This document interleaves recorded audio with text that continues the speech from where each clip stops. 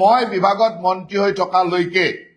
কোনো ট্ৰেন্সফাৰ পোষ্টিঙৰ নামত 1 টকাৰো দুৰ্নীতি হ'ব নোৱাৰে এটা একদম স্পষ্ট কোনোবাই যদি আপোনালোকক কয় আপোনালোকক মোৰ প্ৰাইভেট নাম্বাৰ আছে মোৰ WhatsApp নাম্বাৰ আছে WhatsApp নম্বৰত মাত্ৰ মেছেজ দিব যে মোক আপোনাৰ হৈ অমুক মানুহজনে মোক ট্ৰেন্সফাৰৰ নামত পইচা বিচাৰিছে পোষ্টিঙৰ নামত পইচা বিচাৰিছে আপোনালোকৰ সেইটো সম্পূৰ্ণ ৰাইট আছে আপোনালোকে একদম ফৰেষ্ট গাৰ্ডজনৰ পৰা ফৰেষ্ট বেটেলিয়নলৈকে কৈ দিব যে একদম যে আপোনালোকৰ কৰবাত যদি ফৰেষ্টাৰ লৈ একদম বেটেলিয়নলৈকে গাৰ্ডজনলৈকে কৈ দিব যে আমাৰ ডিপাৰ্টমেণ্টত কোনো ধৰণৰ ট্ৰেন্সফাৰ পোষ্টিঙৰ নামত 1 টকাৰো যাতে কতো দুৰ্নীতি নহয় কাৰণ ফৰেষ্ট ডিপাৰ্টমেণ্টৰ প্ৰথম দুৰ্নীতি আৰম্ভ হয় ওপৰৰ পৰা মাছ যেনেকে মূৰৰ পৰা গেলে তেনেকে প্ৰথম ওপৰৰ পৰাই গেলে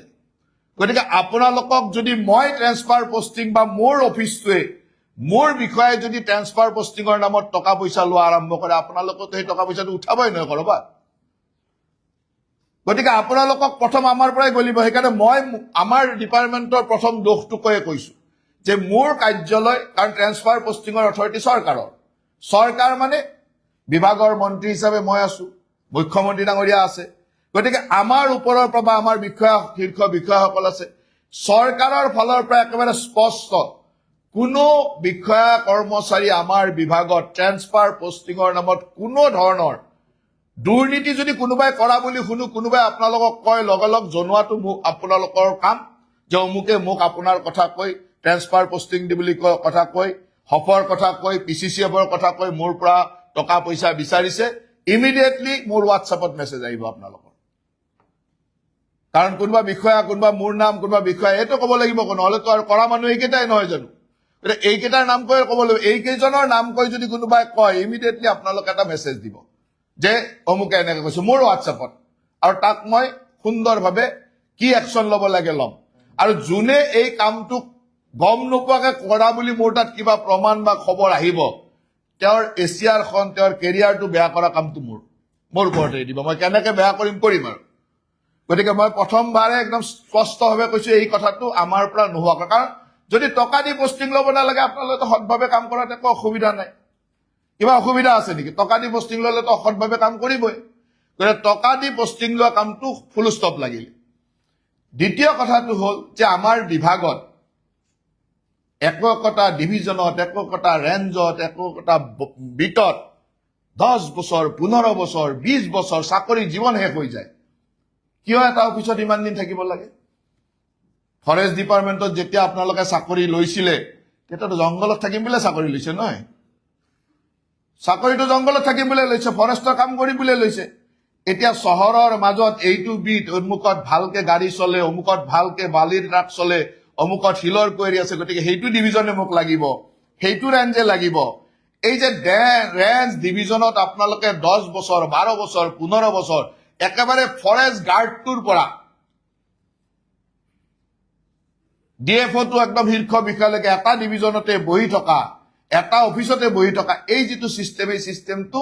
আজিৰ পৰা অৱসান কৰি বুলি ধৰি লওক 3 বছৰ হোৱা সকলো মানুহে মেন্টেলি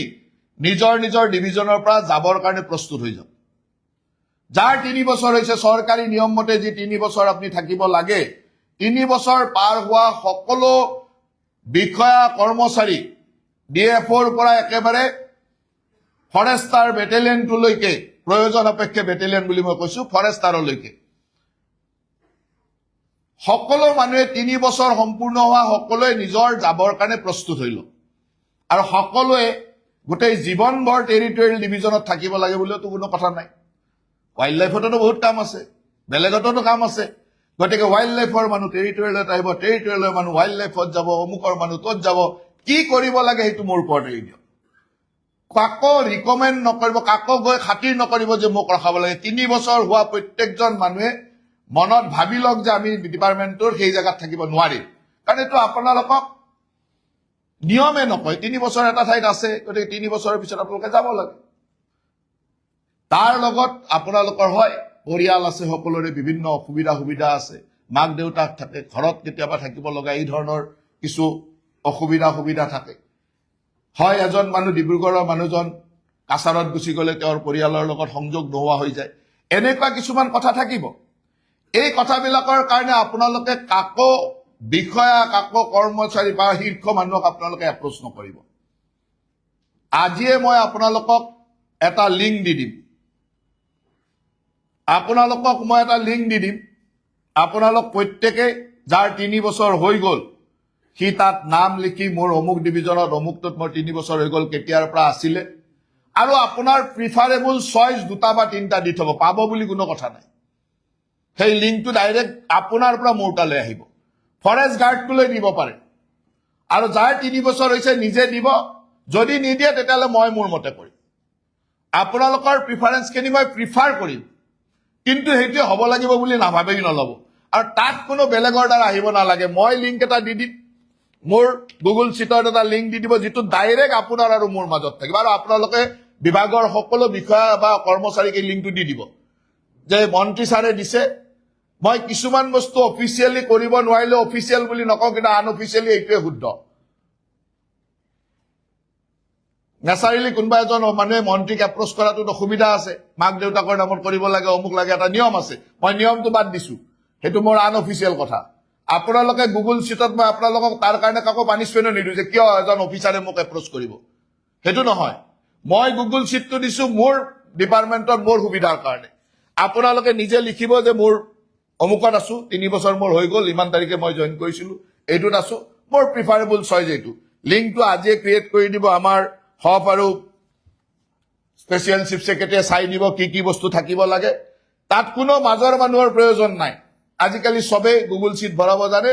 হোৱাটছআপত ভৰাই ল'ব লিংকটো ল'ব বঢ়িয়া আছে গুগল চিটত নিজৰ বস্তুখিনি ডাটাখিনি আপলোড কৰি দি দিব আৰু ডিপাৰ্টমেণ্টে 3 বছৰ হোৱা যিমান মানুহ আছে সব লিষ্ট মোক দি দিব 3 বছৰ কমপ্লিট হোৱা সব মানুহৰ লিষ্ট মোক দি দিব আৰু তাৰ লগতে টেৰিটৰিয়েল ডিভিজনত কিমান দিন কাম কৰিলে সেইটো মোক দি দিব এটা এই টেৰিটৰিয়েলত কিমান দিন কাম কৰিলে কোন জেগাত আৰু মইতো দেখিয়ে থাকো যে একজন মানুহ 15 বছৰ 20 বছৰ আজিও এটা নিউজ ওলাইছে মাজবাটৰ কোনোবা এজন মানুহৰ নিউজ এটা মোৰ তাত আহিছে যে তেওঁ চাকৰি জীৱনৰ 20 বছৰ এটা জেগাতে থাকি গ'ল বোলে ফৰেষ্ট গাৰ্ডৰ পৰা প্ৰমোচন হ'ল অমুকলাদি নিউজ এটা অলপ আগতে মই পাইছো গতিকে এনেকুৱা মানুহ সকলোতে আছে মই মাত্ৰ এটা কথা কোৱা নাই সব জেগাতে আছে গতিকে 3 বছৰ হোৱাৰ লগে লগে আপোনালোকে ক্লিয়াৰ হৈ যাওক যে মই যাব লাগিব আৰু নিজৰ চইচটো দি থব আমি চেষ্টা কৰিম আমি নিবিচাৰো যে কোনোবা এজন মানুহ ডিব্ৰুগড়ৰ মানুহ এজন গৈ কাছাৰত থাকক ঠিক আছে ডিব্ৰুগড়ৰ মানুহজনে শিৱসাগৰত দিব চেষ্টা কৰিম ডিব্ৰুগড়ৰ মানুহজনক তিনিচুকীয়াত দিব চেষ্টা কৰিম আমি সেই প্ৰিফাৰেন্সটো ৰাখিম কিন্তু সবটো মিলাব নোৱাৰিম গতিকে আপোনালোকে নিজৰ চইচটো দি দিব আৰু ইয়াৰ কাৰণে কোনো বিষয়া কোনো মানুহক লগ নকৰিব লগ কৰাৰ আপোনালোকৰ কোনো ৰাইট নাই লগ মোৰ লিংকটোতে দি দিল গুগল চিটখনতে ফিল আপ কৰি দি দিব আৰু বেলেগ একো নালাগে মই যি কৰিব লাগে তাৰ পৰা